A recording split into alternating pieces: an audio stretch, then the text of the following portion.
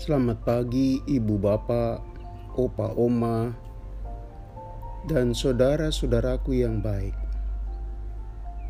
Semalam kita beristirahat, dan kini telah bangun di pagi yang baru.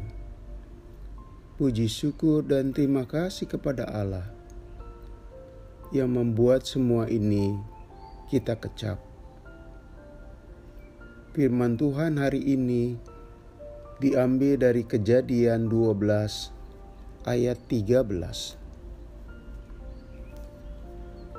Katakan bahwa engkau adikku, supaya aku diperlakukan mereka dengan baik karena engkau, dan aku dibiarkan hidup oleh sebab engkau.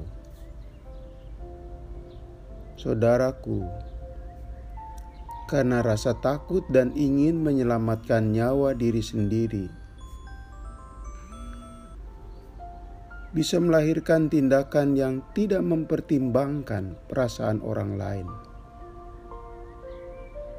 Itulah yang dilakukan Abram. Karena kekeringan hebat dan perlu mempertahankan hidup, ia beserta istri dan rombongannya tiba di Mesir, suatu negeri yang makmur dan berlimpah sumber makanan. Di negeri inilah Abram melakukan tindakan yang ceroboh, tindakan yang lebih memikirkan dirinya sendiri, lalu melupakan resiko atas Sarai istrinya. Sosok Sarai itu cantik, tapi justru kecantikannya bukan disyukuri dan dibanggakan.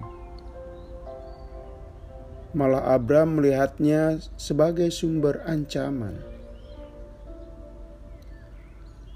Abram mempunyai asumsi atau dugaan bahwa jika ia mengaku Sarai yang cantik itu istrinya, maka Firaun akan merebut Sarai dari sisinya,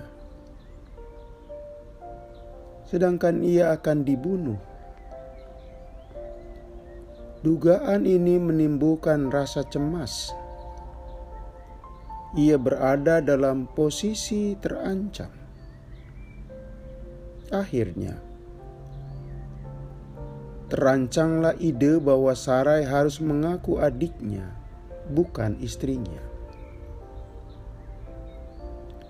Saudaraku, ide ini dilihat dari sudut kepentingan Abram ternyata berhasil. Sarai mempesona orang yang melihatnya. Sarai menjadi primadona baru di mata orang Mesir, juga Firaun. Istana penuh pujian atas keelokan Sarai. Kemudian mengalirlah berbagai binatang sebagai hadiah. Abram mendapat kambing domba, lembu sapi, keledai jantan, budak laki-laki dan perempuan, keledai betina dan unta. Makmur dan sukacitalah Abram. Abram pasti senang. Ia dihujani hadiah yang akan membuat hidupnya tentram. Ia tidak perlu cemas dengan makan, minum, dan masa depan. Hatinya tenang. Namun Abram lupa, Allah mempunyai rencana besar, bahwa Allah akan menjadikan sebuah bangsa besar dan menjadi berkat buat bangsa-bangsa lain.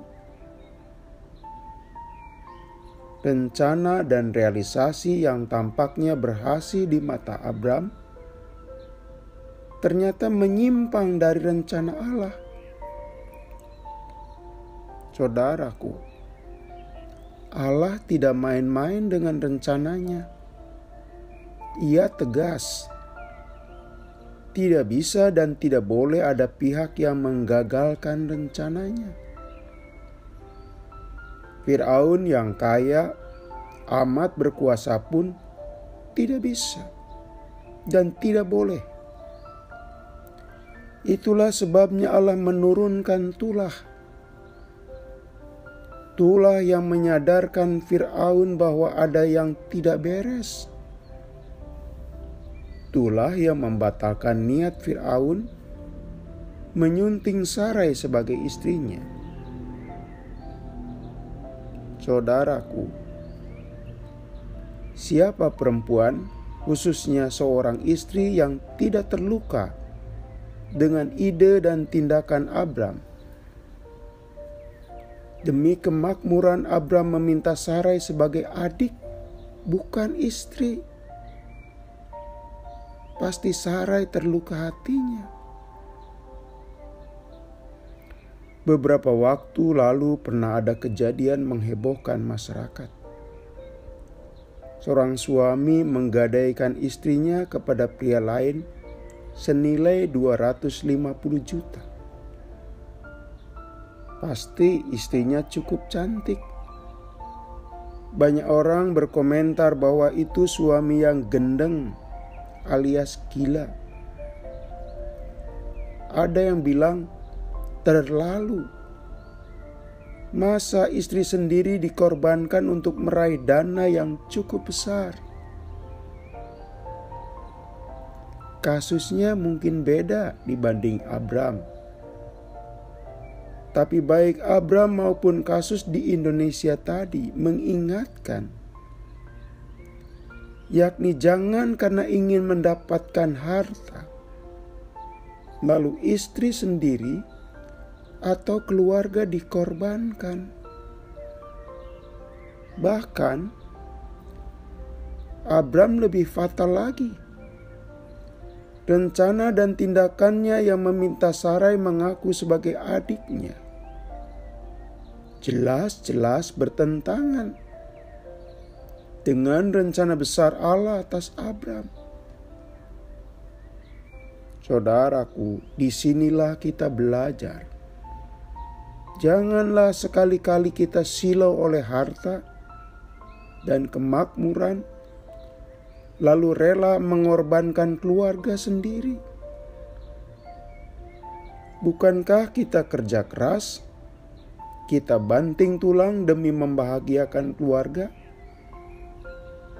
Jangan, malah demi harta lalu keluarga berantakan. Contoh sudah banyak, dan itu contoh pahit dan getir. Itu jelas bertentangan dengan rencana Allah atas keluarga kita. Mari kita berdoa. Ya Allah, berikan kami hati dan tekad untuk tidak mengorbankan keluarga demi ambisi kekayaan. Cinta kami atas keluarga menjadikan kami menjaga perasaan dan hati mereka. Doa ini kami naikkan dalam nama Tuhan Yesus. Amin. Selamat pagi saudara-saudaraku. Selamat beraktivitas. Tuhan memberkati. Masih bersama Pendeta Supriyatna.